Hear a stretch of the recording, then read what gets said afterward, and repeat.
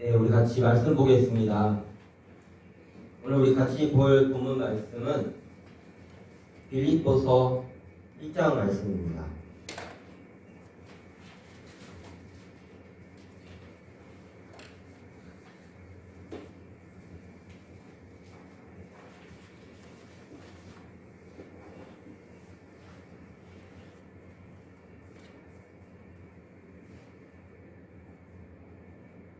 빌립보서 1장 27절 말씀 같이 보겠습니다. 신약성경 319페이지입니다.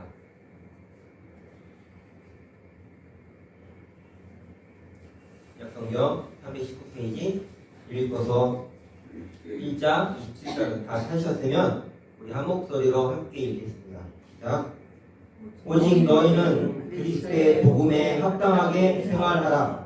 이는 내가 너희에게 가보나 떠나 있으나 너희가 한 마음으로 서서 한 뜻으로 복음의 신앙을 위하여 협력하는 것과 28절도 함께 읽을까요? 무슨 일에든지 대적하는 자들 때문에 두려워하지 아니하는 이 일을 듣고자 함이라. 이것이 그들에게는 멸망의 증거요 너희에게는 구원의 증거니 이는 하나님께로부터 난 것이라. 아멘. 빌립보서는 사도 바울이 빌립보 교회에 편지한 내용입니다. 사도 바울은 예수 그리스도를 영접하고 그 사도로서 선 후에 주로 이방 지역을 돌아다니면서 이방인들에게 예수 그리스도의 복음을 전하는 사역을 담당했었습니다. 그런데 그 이방인을 상대로 하다 보니 바울이 예수님을 전하면서 가장 많이 당했던 고초 중에 하나가 바로 옥에 갇히는 일이었습니다. 오늘 우리가 읽은 이 빌립보서도 사도 바울이 감옥에 갇혀서 감옥에서 쓴 편지 내용입니다. 그래서 우리가 이것을 옥중서신이라고 부르기도 하는데요. 빌립보서는 이 빌립보라는 지역은 유럽입니다. 우리가 이스라엘 중동 지방에 있지만 아까 말했듯이 사도 바울이 주로 이방인을 상대로 하나님의 복음을 전했기 때문에 그가 유럽에서 처음으로 세워진 교회가 빌립보 교회고 그 빌립보 교인들이 오늘 편지를 쓴 내용인데요. 사도 바울의 편지를 보다 보면 우리가 초대 교회였었기 때문에 복음이 막 시작하는 단계여서 많은 어려움도 있었고 어지러움도 있었고 교회 중에서 많은 문제가 생기기도 했었습니다. 하지만 우리가 읽은 이 빌립보서에 있는 이 빌립보 교회는요, 바울이 굉장히 칭찬하고 바울이 굉장히 흡족했던 교회의 모습을 갖고 있었던 곳입니다.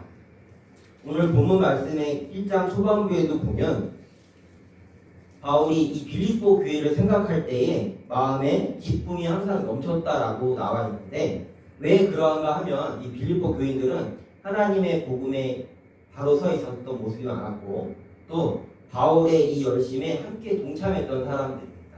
바울이 어려움을 당했을 때 이게 헌금과 물질로 헌신했었고 또한 빌립보 교회에서 보낸 성도는 자기 목숨까지 돌보지 않고서 사도 바울과 또한 빌립보 교회를 섬기는 일에 자신의 모든 것을 다했던 것이 이 빌립보서를 읽다 보면 그 내용이 나와 있는 것을 볼 수 있습니다. 빌립보 교인들이 직접적으로 사도 바울과 같이 목숨을 걸고 하나님의 복음을 전파하는 일을 직접 담당하지는 않았지만 그와 같은 마음으로 그를 위해서 기도하여 주고 그의 선교와 그의 복음 전파를 위해서 물질로서 함께하고 마음으로 함께하고 기도로서 함께했던 그런 많은 것들이 사도 바울에게 큰 힘이 됐다는 것을 우리가 알 수 있습니다. 혹자는 빌립보 교인들이 바울에게 물질로 헌신하고 마음으로 헌신하고 이게 사랑을 주었기 때문에 바울이 그들 중에서 기쁨을 얻었다라고 말을 하고 있는 사람들도 있을 수 있겠으나 빌립보서 말씀을 읽어보면 사도 바울이 그것 때문에 감사한 것이 아니라 빌립보 교인들이 자기와 같은 마음과 자기와 같은 신앙의 뜻을 가지고 예수 그리스도를 섬기고 그들을 사랑했던 그런 모습들이 사도 바울에게 힘이 되고 위로가 됐다는 것을 사도 바울은 이 빌립보서 말씀을 통해서 그들에게 증거하고 있고 우리에게도 얘기하고 있습니다. 오늘 우리가 같이 이 말씀을 읽으면서 우리 또한 우리가 그리스도 안에서 서로 힘이 되고 우리가 서로가 성도의 모습을 바라볼 때에 어떠한 것들이 우리에게 위로가 되고 또 어떠한 것들이 우리에게 힘이 되는지를 말씀을 통해서 살펴보고 또 우리 또한 이런 모습으로 우리가 서로의 사람 됨됨이를 보면서 만족하는 것이 아니라 같은 신앙과 같이 하나님을 사랑하는 그 열정 안에서 발견됨으로 서로에게 위로가 되고 힘이 되는 우리 모습을 소망하면서 말씀을 함께 보도록 하겠습니다. 오늘 말씀 27장에 보면 사도 바울은 빌립보 교인들에게 한 가지 부탁과 명령을 하고 있습니다. 27절 초반부에 뭐라고 부탁을 하고 있지요? 너희는 그리스도의 복음에 합당하게 생활하라 라고 이야기를 하고 있습니다. 사도 바울은 빌립보 교인들에게 이 명령을 하고 있습니다. 이 복음에 합당한 생활을 하라 라고 얘기를 하면서 28절 말씀 후반부에 보면 뭐라고 나와 있지요? 또 이 복음에 합당한 생활은 무슨 증거가 된다고 나와 있습니까? 28절에 보면 구원의 증거라고 나와 있습니다. 구원의 증거가 뭐라는 것일까요?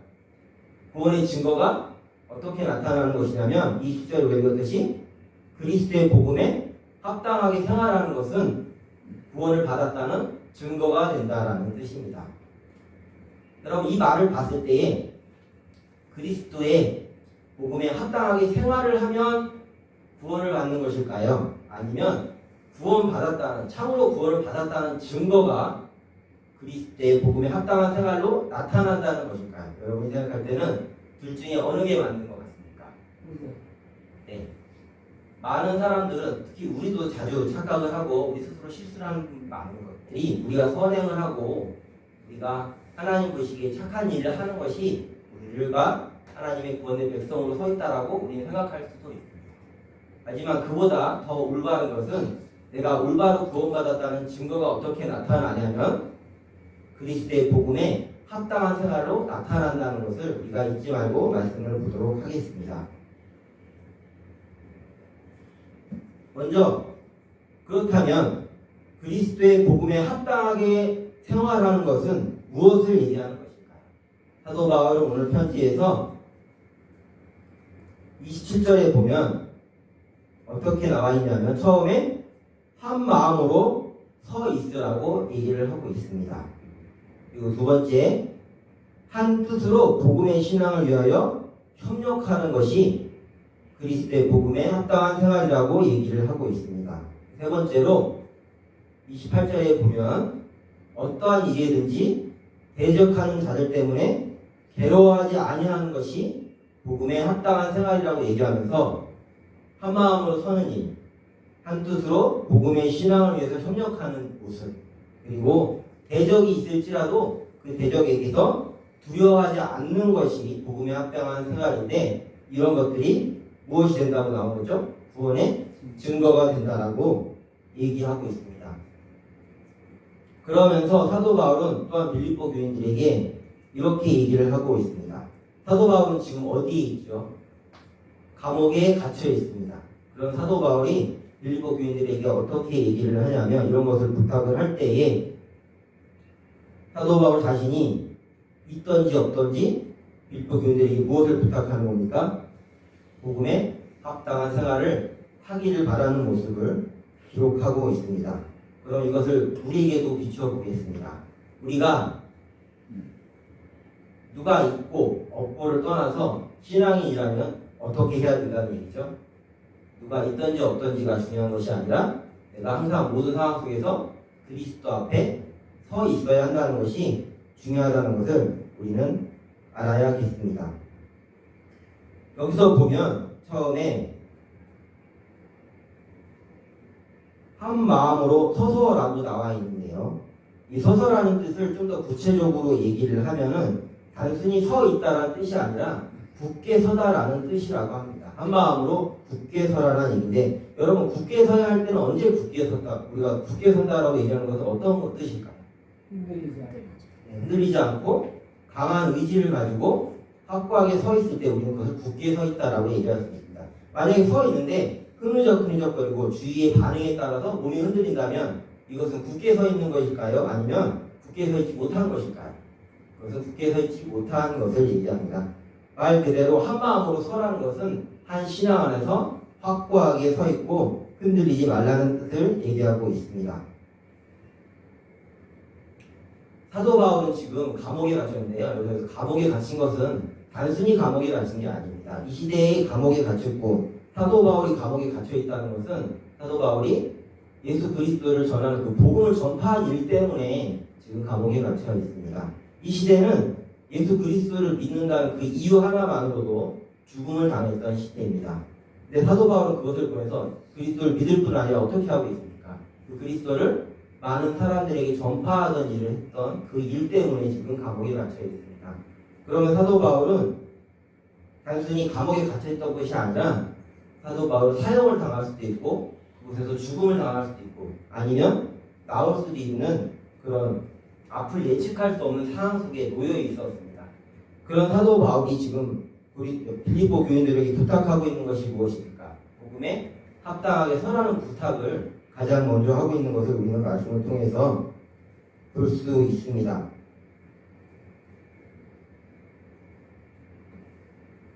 사도 바울은 본인이 그렇게 서 있기 때문에 빌립보 교인들 또한 그것이 가장 중요하고 귀하다는 것을 알기를 원했고 그 가르침으로 지금 나아가고 있는데, 그렇다면 여러분, 복음에 우리가 합당한 생활을 하고 한 마음으로 서기 위해서 우리에게 가장 필요한 것은 무엇일까요? 먼저 복음에 바로 서기 위해서는 복음이 무엇인지를 알아야겠습니다. 복음은 무엇입니까? 복음은 무슨 뜻이 복음일까요? 그냥 우리가 복음 그러면 생각나는 뜻 혹시 있으신가요? 마음속에 바로 생각나시는 거. 복된 소리. 복된 소리, 좋은 소식이 복음이라는 뜻입니다. 실제로 영어로도 복음은 good news라고 해서 좋은 소식이라는 뜻을 얘기하고 있는데, 과연 믿는 사람들에게 그럼 좋은 소식은 무엇일까요? 인류에게 좋은 소식이란 무엇일까요? 인류에게 가장 큰 비극은 무엇이죠, 여러분? 사람들에게, 우리 인생에게 가장 큰 위협과 문제는 무엇입니까? 바로 죄입니다.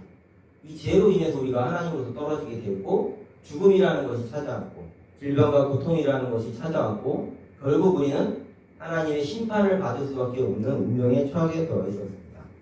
그런데 어떻게 되었습니까? 하나님께서는 예수 그리스도를 통해서 그를 믿는 자들을 구원하시기로 작정을 하셨습니다.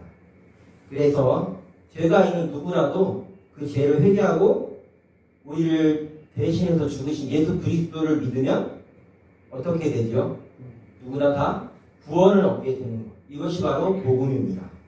복음은 곧 하나님의 아들이신 예수 그리스도 그 자체를 믿는 것. 그분이 곧 우리의 희망이고 우리의 모든 것 되신다는 걸 믿는 것이 바로 복음이라고 할 수 있겠습니다. 그러면 복음을 통해서 복음에 합당하고 복음을 통해서 바로 선다는 것은 누구를 의지하고 누구를 믿는 삶을 얘기할까요? 바로 예수 그리스도를 믿고 그분을 의지하며 산다는 것이 복음에 선다는 것이고 복음을 알아가는 시작이라고 할 수 있겠습니다. 오늘 본문 말씀 1장 9절에서 11절 말씀에 보면 사도 바울은 이렇게 얘기를 하고 있습니다. 우리 한번 같이 읽어보겠습니다. 빌립보서 1장 9절에서 11절입니다. 함께 읽겠습니다. 시작. 내가 기도하노라 너희 사랑을 지식과 모든 총망으로 점점 풍성하게 하사 너희로 지극히 선한 것을 분별하며 또 진실하여 허물없이 그리스도의 날까지 이루고 예수 그리스도로 말미암아 의의 열매가 가득하여 하나님의 영광과 찬송에 되게 하기를 원하노라. 9절 말씀에 뭐라고 나와 있습니까? 너희 사랑을 무엇을 통해서 풍성하게 하기를 바란다고 나와 있죠? 지식과 모든 충명으로 라고 나와 있습니다. 그럼 여기서 말하는 지식과 모든 충명은 무엇일까요? 바로 하나님의 말씀과 하나님의 뜻을 바로 알고 그 뜻 안에서 더욱더 빌립보 교인들이 갖고 있는 사랑이 풍성하여지기를 원하고 있습니다. 또한 어떻게 하라고 나와 있죠? 10절에 보면 복음의 진리를 바로 깨달아서 지극히 선한 것을 분별하라고 나왔어요. 그래서 분별이라는 뜻은 무슨 뜻인가요, 여러분? 선한 것과 악한 것을 다르게 판단할 수 있어야 한다라는 것을 뜻합니다. 그러기 위해서는 무엇이 필요하다는 겁니까? 구절의 말씀처럼 지식이 필요합니다. 모든 총명이 필요한데 그것은 어디에서 나옵니까? 바로 하나님의 말과 하나님의 뜻을 통해서만 우리는 참 지식과 모든 총명을 가질 수가 있게 되어 그걸 통해서만이 우리는 하나님 안에서 하나님의 뜻을 알아서 이 세상 속에서 우리는 선한 것을 분별할 수 있게 되는 것을 알 수 있습니다.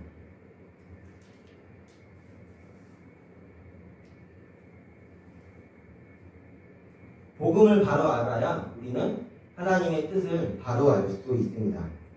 복음을 바로 알고 그 복음이 진리라는 것을 깨닫는 사람만이 복음을 의지할 수 있고 그 복음을 지키기 위해서 영적인 싸움에서 그 맞싸움을 두려워하지 않고 임할 수 있는 것을 우리는 알아야겠습니다.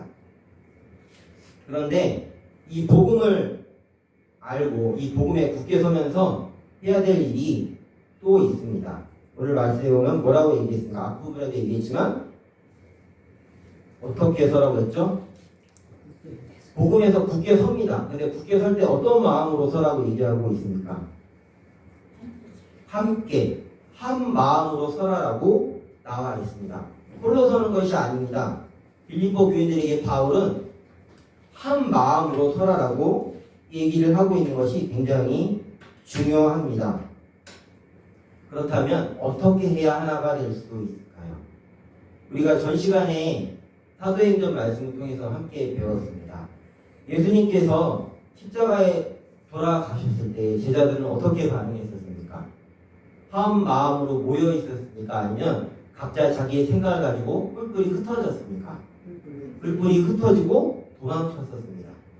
그랬던 그들이 예수 그리스도께서 이제 승천하시고 그들 눈에 보이지 않게 되었습니다.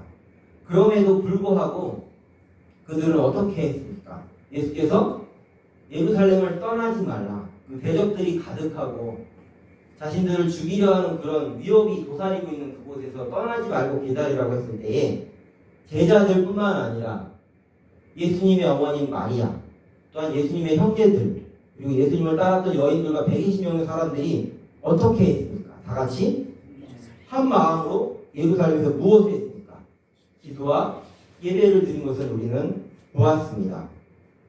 이들이 이렇게 할 수 있었던 힘은 어디서 나왔을까요? 이들이 더 이상 이제 두려워하지 아니하고 그 예수님의 명령을 듣고 모두가 하나가 되어서 한 마음으로 기도와 예배로 주님께서 기다리라 하신 그 성령을 기다릴 수 있었던 힘은 어디서 나왔을까요? 이 힘은 누가 주었을까요? 예수님께서 그 힘을 주셨습니다. 무엇을 통해서 주셨습니까? 부활의 증거와 승천의 모습을 통해서 우리가 알고 있는 그 믿었던 예수 그리스도가 참 하나님이심을 알게 함으로써 이들에게 용기를 주었고 천사들이 나타나서 뭐라고 얘기했었죠? 너희가 본 그대로 예수께서 다시 오실 것이다 하는 그 진리가 이들에게 들어왔습니다. 그 진리로 인하여서 이들이 용기를 내고 서로 하나가 될 수 있었습니다. 다 같이 보았습니다. 다 같이 보았기 때문에 그 증거는 너무나도 그들에게 확실했습니다. 그 진리가 부활과 승천을 통해서 이들은 예수 그리스도가 자신들에게 가르쳤던 그 모든 것들이 참 진리라는 것을 알았기 때문에 그 진리를 통해서 이들은 하나가 될 수 있었고 한 마음이 될 수 있었던 것을 우리가 기억해야겠습니다. 만약에 이렇게 예수님께서 부활하고 승천을 하셨을 때에 제자들과 예수님의 형제들과 가족들을 따라서 많은 사람들이 한 마음이 되지 않고 만약에 그들 중에서 흔들렸던 사람이 있었으면 어떻게 되었을까 한번 생각해 보았습니다. 물론 이것이 성경적이지 않을 수도 있겠으나 개인적인 생각으로는 굉장히 그 시간이 힘든 시간이 될 수도 있지 않았을까, 감당하기 어려운 시간이 될 수도 있지 않았을까 생각해 봅니다. 하지만 그들이 하나님 안에서 주님께서 약속하신 그 성령을 기다림에 있어서 기쁨과 담대함으로 기다릴 수 있었던 것은 그들 모두가 한 마음으로 함께 서 있었기 때문에 그 일을 감당할 수 있었지 않을까. 하나님께서 그들에게 그 열매를 허락하지 않았나 생각해 보게 됩니다. 우리 각자가 하나님을 섬기는 것이 아니라 우리가 다 같이 하나가 돼서 교회로 이렇게 하나님의 뜻을 섬기는 것은 하나님의 기뻐하시는 뜻이었고, 예수 그리스도를 이 땅에 보내셔서 우리를 교회로 부르시는 것은 하나님의 큰 목적과 이유입니다. 말 그대로 이 땅에 교회를 세우시는 것은 하나님의 큰 계획이고 하나님의 기쁘신 뜻입니다. 교회는 그리스도를 믿는 사람 한 사람 한 사람이 모여서 그 믿는 사람들이 연합한 연합체이고 생명체입니다. 우리들은 그리스도 안에서 하나라는 사실을 항상 잊지 말고 잘 기억해야겠습니다. 그리스도를 통해서만 우리는 온전히 연합할 수 있고 그리스도 안에서만 우리는 공동체가 될 수 있는 것을 기억해야 합니다.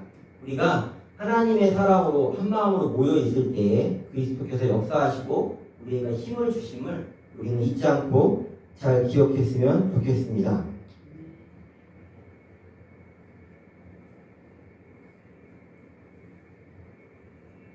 사도 바울은 복음에 합당한 생활을 이야기하면서 성도들에게 가장 먼저 얘기했지만 한 마음으로 설하라고 얘기를 하고 있습니다.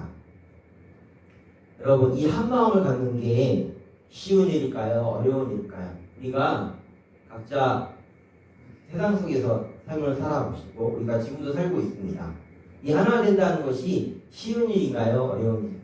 어떻게 보면 참 쉽다라고 별거 아닌 거다 생각할 수 있겠지만 우리가 한번 자세히 우리 생활과 우리 하나님을 떠나 있는 사람들의 모습을 잘 살펴봤으면 좋겠습니다. 그리고 여전히 우리 안에 있는 제된 부분을 한번 생각해 봤으면 좋겠습니다. 하나됨의 반대말은 무엇일까요? 분열, 다툼일 것입니다. 여러분, 교회 속에 분열과 다툼이 있다면 이것은 그리스도의 인다운 삶일까요? 아니면 그렇지 않을까요? 분열되고 다툼이 있다는 것은 무슨 뜻일까요? 만약에 우리가 세상을 돌아보지 않고 우리 교회로 한번 가져와 보겠습니다. 교회 속에 분열이 있다는 것은 무엇을 뜻할까요? 첫 번째는 성령을 의지한다는 것일까요? 제된 사람의 방식이 나타나고 있다는 증거일까요? 교회에 분열이 있다는 그것은 성령을 의지하는 것이 아니라 사람들이 각자 자기의 제된 본성을 의지하고 있다는 증거가 될 것입니다. 두 번째는 교만에 하여서 자기의 삶이 더 낫다라고 여기는 것들이 나타나고 있다는 증거가 될 것입니다. 분열이 일어날 수 있는 환경 속에서 누군가는 이해하고 누군가는 협력한다면 분열이 계속 이어질까요? 아니면 그 분열이 맞춰질까요? 분열이 계속 이어진다는 것은 무슨 뜻일까요? 각자의 생각대로 자기의 생각이 맞다라고 계속 얘기하고 있는 것을 나타내는 것입니다. 또한 이 분열이 겉으로는 나타나지 않을 수도 있습니다. 각자의 속마음 속에서 각자의 속의 생각으로 살아갈 때에 분열이 나타나지는 않을 겁니다. 겉으로는. 근데 뭐가 나타나지 않을까요? 그 속에 무엇이 나타나기 힘들까요? 하나됨을 확인하기는 굉장히 힘들 겁니다. 서로가 서로를 귀하게 여기는 마음이 나타나기는 굉장히 힘들 겁니다. 말 그대로 교회가 하나 되지 못하고 분열이 나타난다는 것은 무슨 뜻입니까? 누구를 의지하고 있다는 것이죠. 제대 나를 의지하고 있고 또한 내 생각이 우선이고 저 사람보다는 내 생각이 맞고 내가 더 높은 사람이다라고 얘기하는 이 세상의 방식이 여전히 남아있을 때에 하나됨은 결코 나타날 수 없고 분열만이 나타난다는 것을 우리는 기억을 해야 되겠습니다.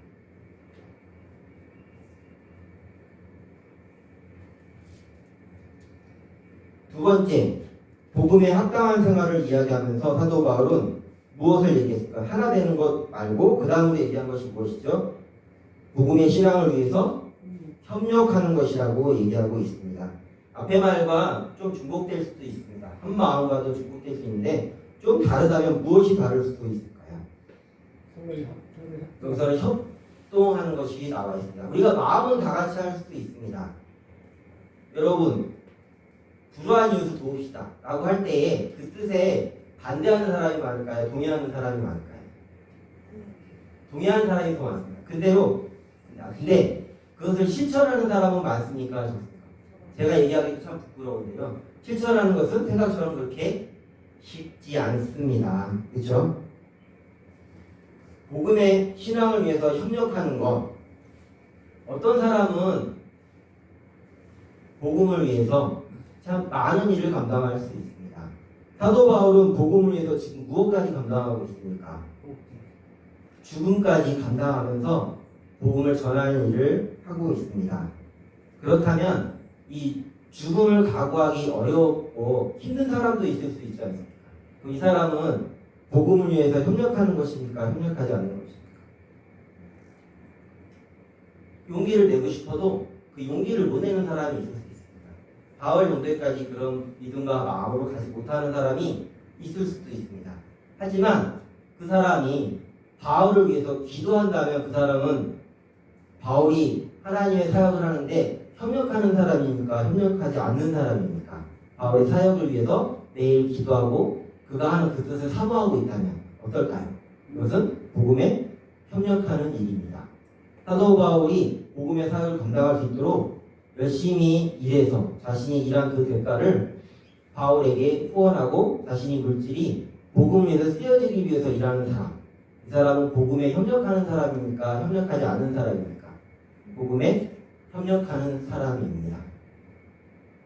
그렇다면 협력하지 않는 사람은 어떤 사람을 협력하지 않는 사람이라고 할 수 있을까요? 무관심한 사람. 또는 왜 저렇게 살아야 하는가? 바울에게서 그렇게 얘기할 수 있잖아요. 당신의 목숨을 챙기십시오. 목숨을 챙기시면서도 얼마든지 복음을 전할 수도 있고 하나님의 일을 할 수도 있지 않습니까? 이 사람은 복음에 협력하는 사람입니까? 복음을 방해하는 사람입니까? 여러분이 생각할 때는 어떻습니까? 바울을 걱정하고 있잖아요. 그의 안위를 걱정하고 있잖아요. 근데 실제로는 어떤 것일까요? 복음에 협력하는 것이 아니라 복음을 방해하는 것이라고 할 수 있겠습니다. 말 그대로 복음에 협력한다라는 뜻은 같은 마음으로 서로의 능력과 서로의 처지가 다를 수 있지만 그 뜻 안에서 각자의 갖고 있는 믿음의 분량대로 최선을 다해서 함께 하나님의 일을 섬긴다라는 것을, 교회를 섬긴다는 것을, 그리고 사도된 자들을 섬기고 그들을 위해서 기도할 수 있는 것, 그것만으로도 그들은 복음을 섬기는 일이라고 우리가 이해할 수 있겠습니다. 사도 바울은 복음에 합당한 생활을 얘기하면서 한 마음으로 서라고 하였고 복음을 위해서 서로 협력을 하라라고 얘기를 하고 있습니다. 복음에 협력하는 사람은요, 앞에서 얘기했듯이 자신의 뜻을 내세우지 않고 복음을 위해서 같은 마음으로 기도하고 열심을 내는 사람이라고 얘기를 했습니다. 한 마음이 돼 있고 그래서 믿음에 굳게 서고 복음에 협력하는 사람들은 그렇다면 무엇이 함께한다는 증거가 되겠습니까? 성령 하나님께서 그들과 함께하고 있다는 증거가 됩니다. 복음에 협력하고 한 마음으로 서 있는 사람들은 누구에게 지금 관심을 갖고 있습니까? 하나님께 관심을 가지고 있고 성도에게 관심을 가지고 있습니다. 성도를 위해서 기도할 수 있고 성도를 위해서 자신의 희생을 감수할 수도 있습니다. 사도 바울이 지금 옥중에 갇혀 있습니다. 그래서 사실은 이 빌립보 교인들의 마음이 굉장히 큰 슬픔 중에 있습니다. 사도 바울은 이 편지를 쓰면서 생각해 봐야 할 것은 자신의 신세를 한탄하지 않았습니다. 오히려 빌립보 교인들을 위로하고 그들이 더욱더 용기를 갖기를 원했습니다.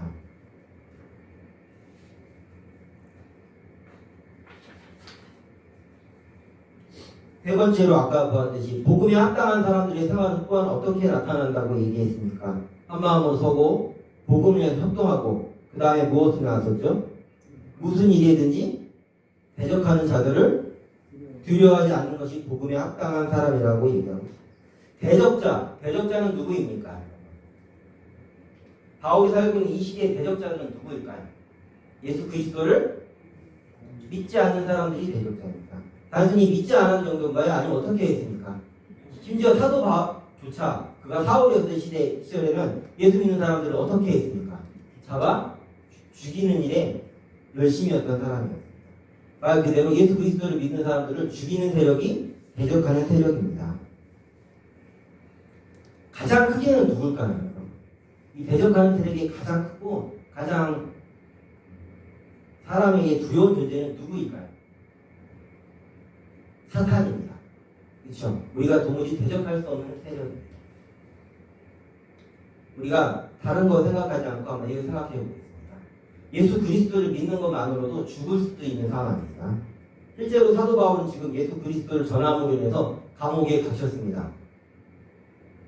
근데 그가 지금 무엇을 얘기하고 있습니까? 복음에 합당한 생활은 내가 지금처럼 죽음의 위협 앞에서도 뭐하지 않는 거라고 얘기하고 있죠.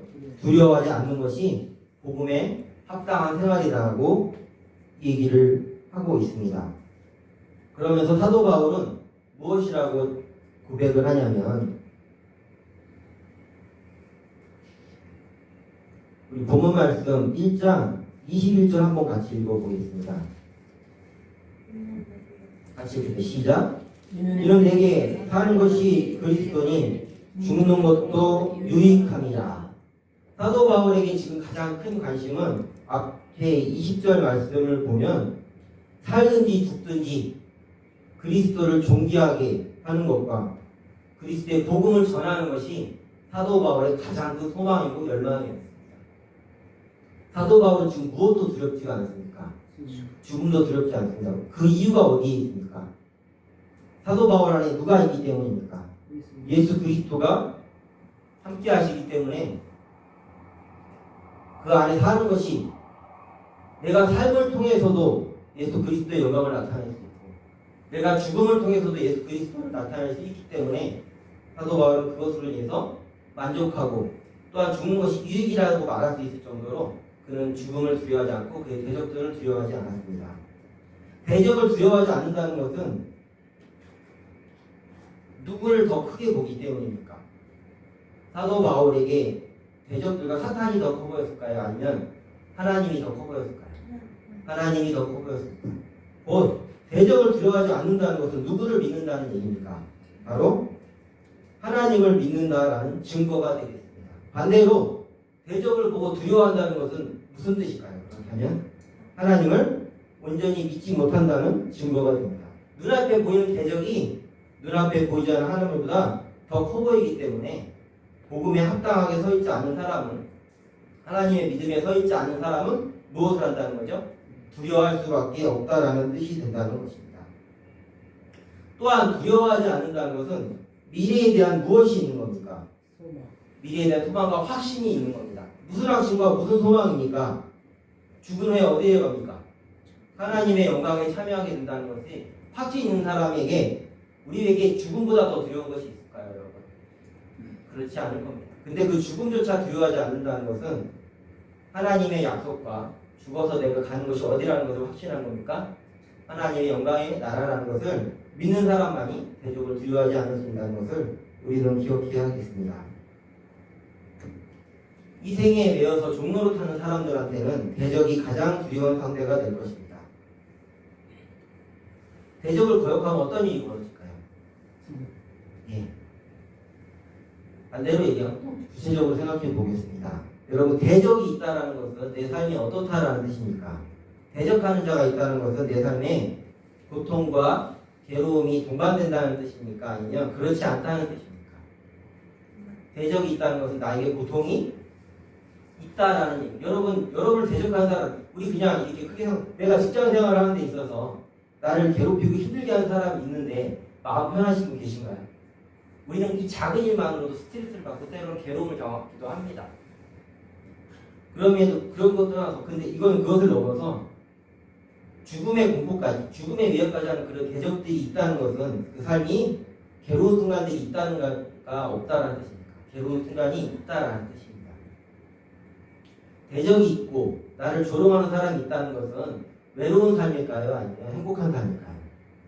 외로움이 같이 동반되는 삶이라는 뜻이기도 합니다. 아까도 얘기했듯이 죽음의 위협이 항상 내 앞에 도사리고 있다는 뜻이 됩니다. 세상의 안락과 평안과 행복을 기대할 수 있을까요? 없을까요?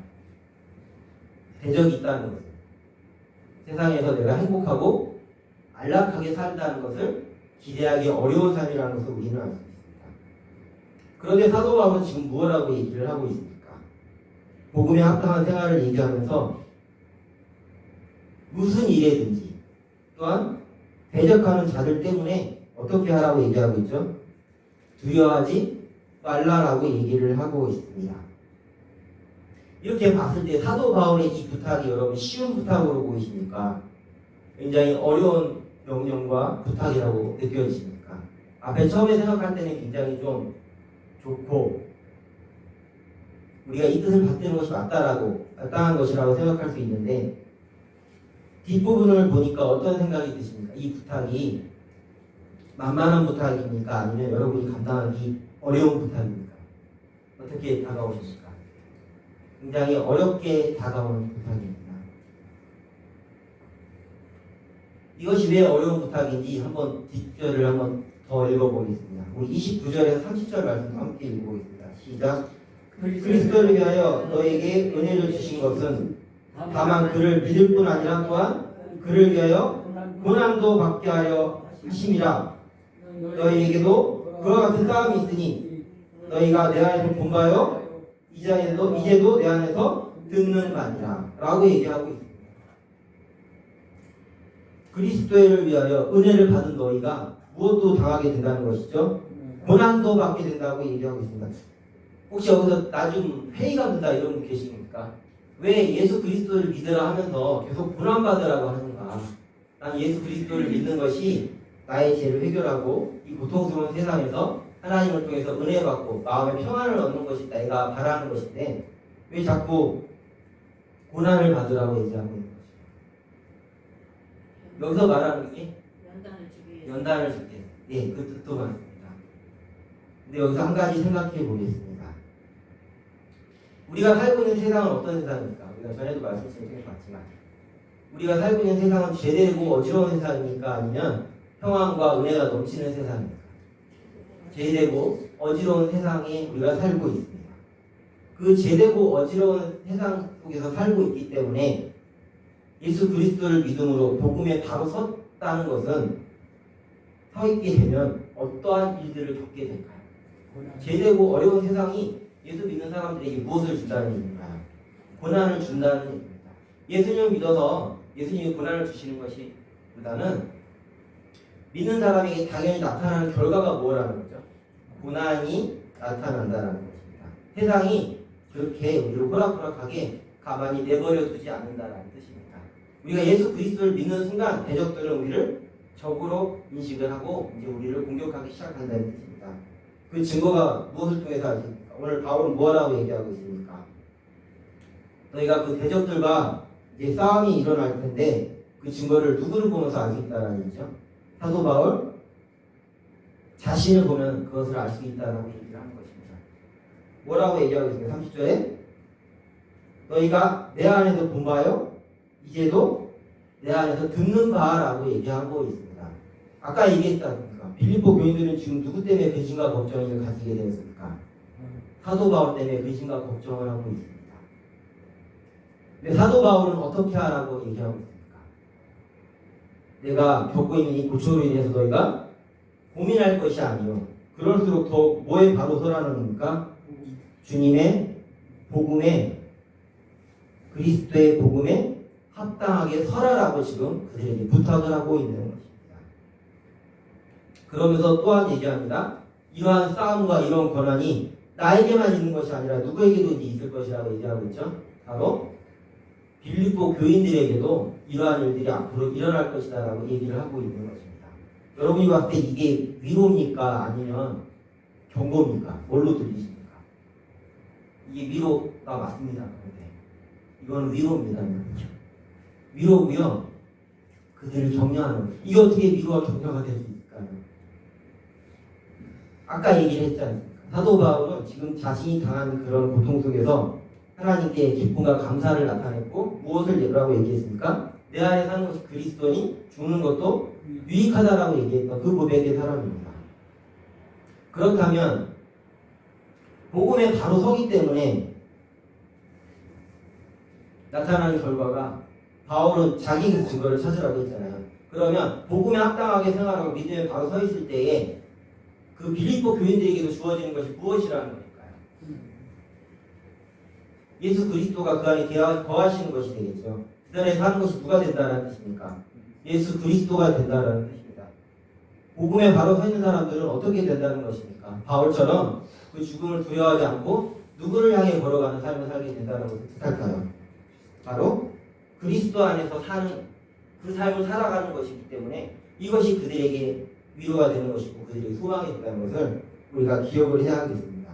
바울은 지금 궤변을 눌러놓고 있는 것이 아닙니다. 자신과 같은 삶으로 빌립보 교인들도 같이 오기를 바라고 그들을 격려하고 있다는 것을 우리는 기억을 해야겠습니다. 더 이상 자신이 당한 일 때문에 슬퍼하지 말라고 지금 바울은 얘기하고 있습니다. 오히려 기뻐하고 감사하면서 나와 같은 그 길을 너희들도 가기를 소망하라고 지금 얘기하고 용기를 주고 있다는 것을 우리가 잊지 말아야 하겠습니다.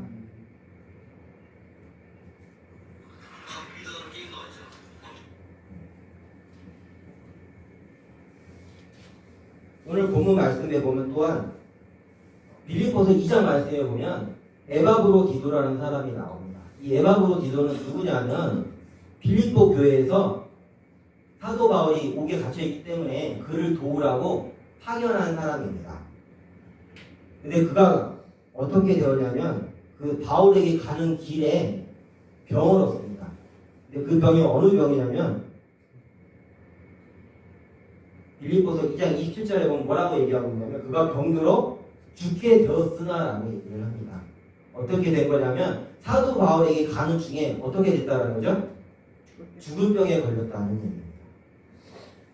그런데 문제는 에바브로디도가 사도 바울에게 가다가 죽을 병에 걸렸잖아요. 근데 그가 자신의 이 일을 한탄했을까요? 아니면 그럼에도 불구하고 다시 하나님의 일을 하는 사람이었을까요? 물론 27절에 보면 하나님이 그를 긍휼히 여기셔가지고 그를 다시 살리셨다라는 것을 우리는 말씀을 통해서 볼 수 있습니다. 여러분 죽을 고비를 넘겼다가 살았습니다. 바울을 지금 도우러 갔다가 그 길이 너무 험하고 멀어서 죽을 병에 걸렸었습니다. 근데 이제 살았습니다. 그렇다면 어떻게 하는 게 현명한 선택일까요? 그 일이 이제 멈추는 게 맞습니까? 그 일을 계속하는 게 맞습니까? 멈추는 게 맞을 수 있습니다. 그런데 어떻게 합니까? 사도 바울은 이 에바브로디도를 다시 누구에게 보냅니까? 편지를 써서 이 편지를 지금 읽게 하기 위해서 누구를 다시 보내야 될까요? 이 에바브로디도를 다시 이제 빌립보 교회로 보내야 합니다. 그러면 에바브로디도 또한 어떤 사람이라는 것을 우리가 알 수 있습니다. 말씀을 통해서 자신의 죽음도 불사하면서 누구와 누구를 섬기고 있습니까? 지금 사도 바울과 빌립보 교회를 위해서 섬기고 있습니다. 이것이 믿음 있는 사람의 모습입니다. 여기서 또 중요한 것은 빌립보 교인들이 그래서 더 고통을 받았다고 합니다. 무엇 때문에 고통을 받았습니까? 사도 바울이 지금 큰 공경에 처한 것만으로도 그들은 지금 마음속에 큰 괴로움을 얻었습니다. 근데 이제 누구까지 어렵게 됐다는 소식이 그들에게 들렸을까요? 에바브로디도까지 죽을 병에 걸렸다는 소식이 빌립보 교인들에게 전해졌습니다. 그래서 사도 바울은 이 에바브로디도를 다시 보냈는데 그 목적 중에 가장 큰 게 하나가 뭐였냐면 28절을 제가 읽어드릴게요. 그러므로 내가 더욱 급히 그를 보낸 것에서 그는 에바브로디도를 얘기합니다. 너희로 그를 다시 보고 기쁘게 하며 내 근심도 덜려 함이라 라고 말했습니다. 무슨 뜻이냐면 에바브로디도가 죽을 병에 걸렸으면 이제 어떻게 돼요? 이 시대는 의학적인 기술이 발달하지 않은 시대입니다. 그럼 이제 기다릴 수 있는 건 뭐밖에 없습니까? 그가 죽게 되었다라는 소식밖에 들리지 없으나 무슨 일이 벌어졌습니까? 하나님의 은혜로 그가 다시 건강을 회복했습니다. 그러면 그가 다시 빌립보 교회로 갔을 때 빌립보 교인들의 반응은 어땠을까요? 당연히 기쁘고 감사하고 하나님의 기적을 다시 보면서 그들의 믿음이 더 강건해졌을 것입니다.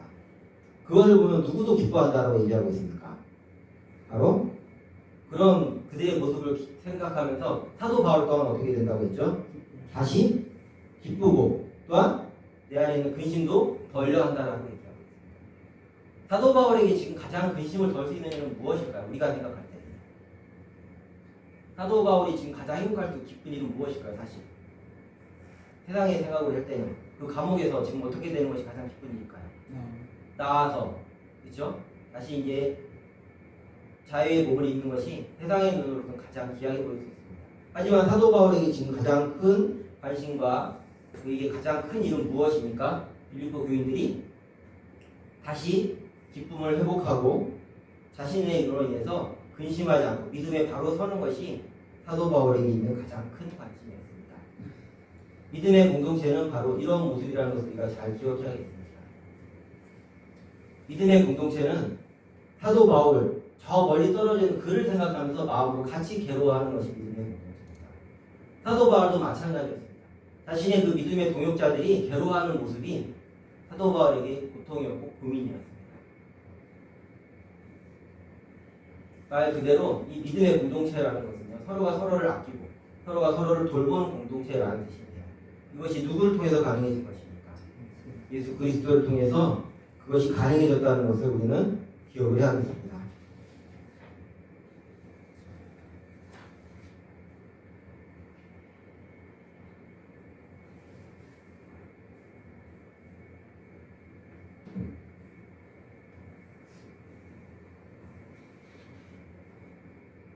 이제 말씀을 정리하면서 나가겠습니다.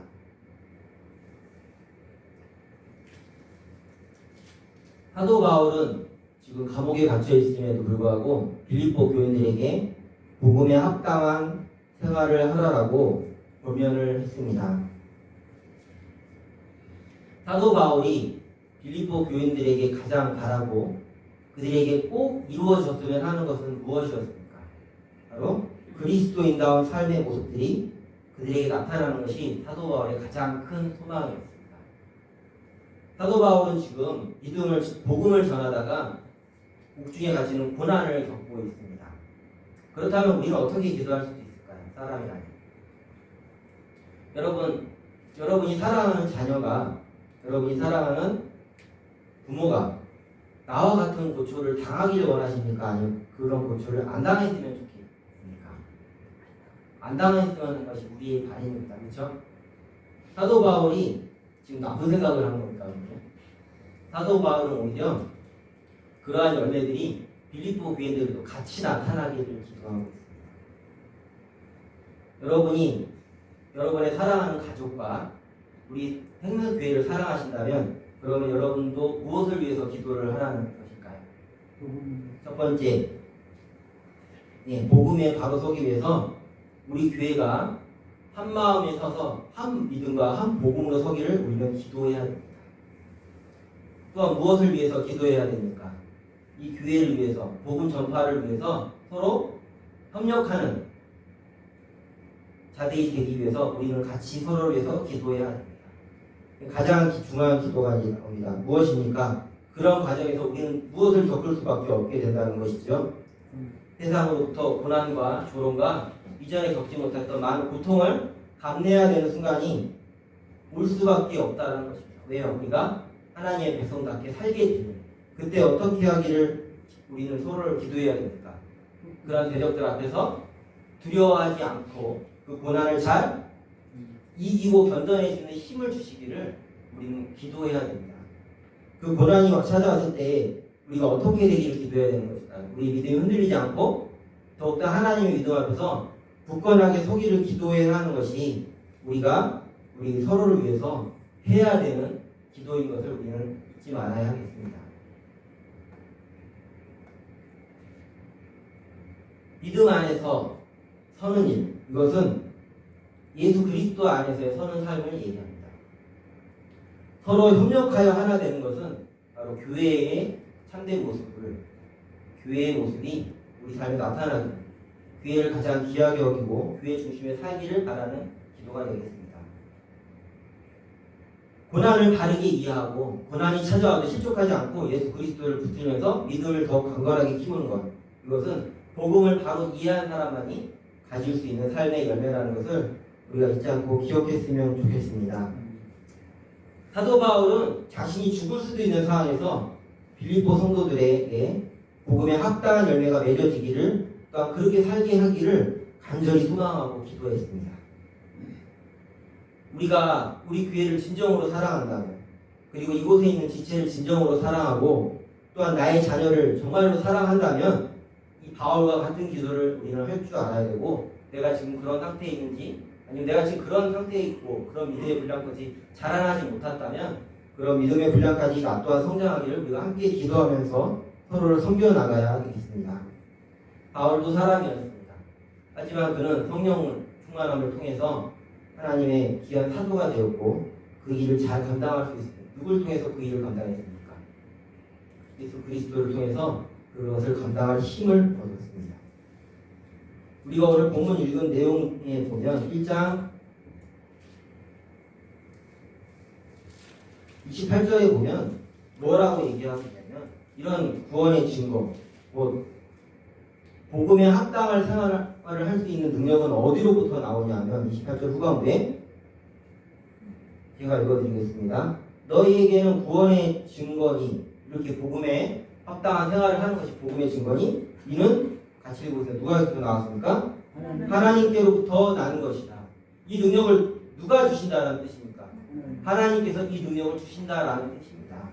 이 능력이 없는 사람들은 하나님의 축복과 능력을 갖지 못했다라는 뜻이 되겠습니다. 비록 아직 우리가 연약하고 아직 우리의 믿음이 자라지 못하고 부족하여서 이 일들을 감당하고 이 복음에 합당한 생활을 하는 것들이 나의 큰 갈망으로 다가오지 않을 수도 있습니다. 하지만 믿음의 분량과 소망은 각자 다른 중에 있습니다. 그 열매의 크기는 각자 다를 수도 있습니다. 하지만 우리가 이렇게 살기를 소망하고 기도할 때에 하나님께서 우리에게 이 선물을 똑같이 우리에게 주실 것을 우리는 서로 확신하면서 한 마음으로 하나님의 믿음으로 잘 이 교회를 섬기고 우리 성도들을 섬기고 믿음으로 계속해서 하나님 앞에 나아갈 수 있었으면 좋겠습니다.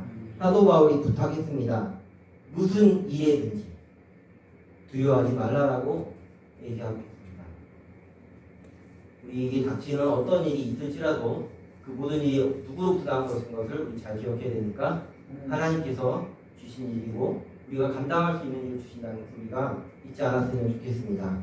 우리 모두가 이 사도 바울처럼 내 안에 사는 것이 그리스도니 죽는 것도 유익함이라 이 고백을 같이 할 수 있기를 한 마음으로 그렇게 우리가 나아갔으면 좋겠습니다. 그리고 우리가 성도들의 얼굴을 기억하고 이름을 들어 기도할 때에 그 어떤 기도보다 이 기도가 하나님의 복음 안에 바로 서고 서로 복음 위에서 협력하고 고난이 찾아올지라도 그 고난에 꺾이지 않고 그 고난을 두려워하지 않고 그리스도를 섬기면서 주님의 자녀다운 믿음으로 우리가 우리 인생을 하나님께 바칠 수 있는 사람이 되기를 그렇게 그것을 놓고 서로를 위해서 그것을 위해서 가장 간절하게 기도하는 우리 모두가 되기를 간절히 소망합니다. 우리 같이 기도하시겠습니다. 하나님, 우리가 오늘 들은 말씀처럼 우리에게 가장 큰 소망이 복음에 합당한 생활을 하는 것이 되게 하여 주옵소서. 그리스도를 모시고 그리스도를 닮아가는 삶이 우리에게 가장 큰 소망이 되게 하여 주옵소서. 여전히 부족하고 연약하지만 하나님 우리가 이 한 소망을 가지고 같이 서로를 위해서 기도하게 하시고 우리가 서로에게서 이 열매를 발견함으로 사도 바울이 옥중에서도 기뻐하고 감사했던 것처럼 우리에게도 감사와 기쁨이 넘치게 하여 주옵소서. 세상의 즐거움과 기쁨을 구하는 교회가 되지 말게 하시고 하나님의 것을 사모하고 하나님의 백성답게 삶으로 거기서 고난을 당할지라도 우리의 믿음이 흔들리지 않고 하나님 보시기에 기뻐하시고 하나님 보시기에 합당한 그 삶을 살아갈 수 있는 우리 모든 생명특교의 공동체가 될 수 있도록 우리를 인도하시고 축복하여 주시옵소서. 예수님의 이름으로 기도드립니다. 아멘.